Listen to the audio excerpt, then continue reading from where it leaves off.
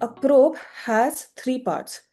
First is the window, second is the body and handle, third is the tail. The very important part is orientation indicator. The window is the space from which the rays, the sonar rays, they will be transmitted. Now, the indicator is present only on one side. And we have to make sure that our indicator, if at all you are scanning from the right hand, the indicator should be at the end of the thumb. That means left side should be the indicator, that is my left should be the indicator, and it should correspond to the left of the screen. So for example, this is my probe and this is my indicator, right? So I will hold the probe like this. So my indicator is here and I'm holding the probe like this. So this side is the thumb, this side is the indicator, and I'm holding it like this. Now, if at all I'm touching the left side of the probe to the maternal surface, the left side of the screen should enlighten. So this is how it should be. Now, if the gel is kept on the left side of the screen becomes bright. That means your left and the screen left is correct. Now the same thing, if you keep gel on the right side of the screen should lighten up. Now for example, you're holding the probe like this.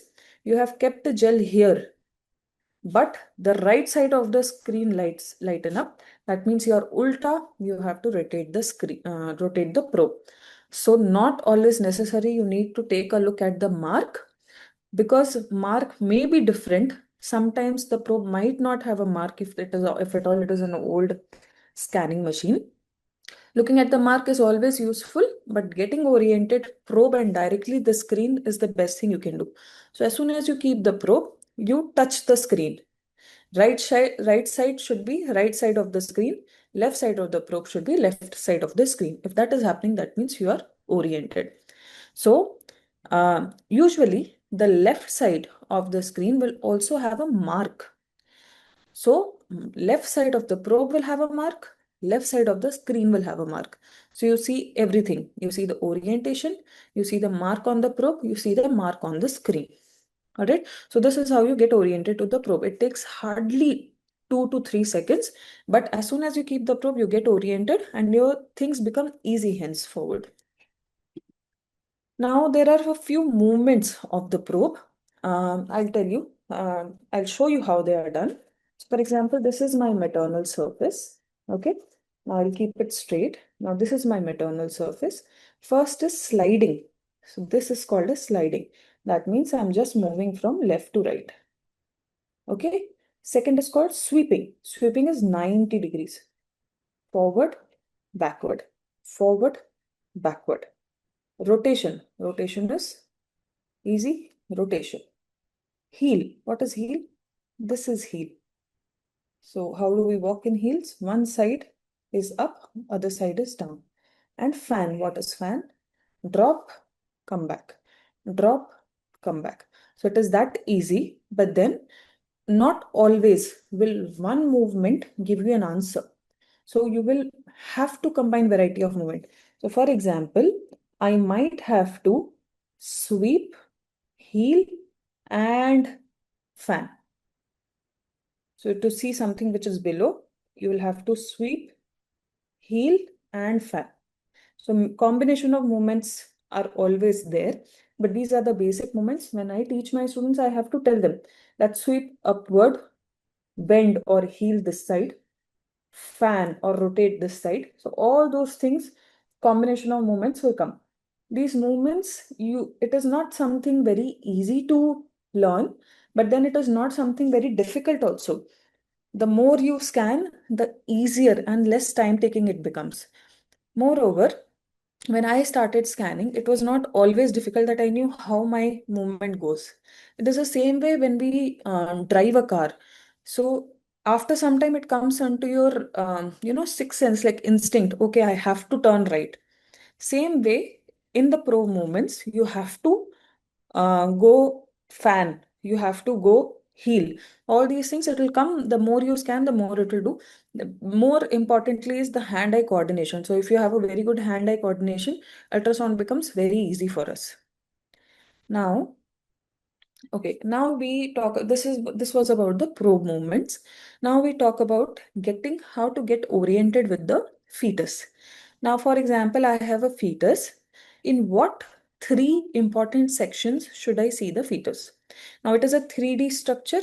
It is not a 2D structure. So there only will not be sagittal and axial. There's something called as coronal also. So here, for example, it is seen. Now, this is the body, this is the head. Mind you, fetus will never be straight. If at all the fetus is straight, the work becomes very easy. Fetus will always be moving, they will always be bent, they will always be curved. So for every different aspect of the body, you need to focus separately. If you're looking at the head, you cannot be looking at the tummy and the head at the same time. You have to just focus on the head, because axial of the head will not be axial of the stomach. Axial of the stomach will not be axial of the limbs. So here, for example, axial means horizontal slicing. So axial of the head is this. You can see here. Axial of the body is this. So see, they are not parallel, right? So axial of the body, axial of the head. Same way axial of the limbs will be here. Similarly, what is sagittal? Now sagittal is straight cut.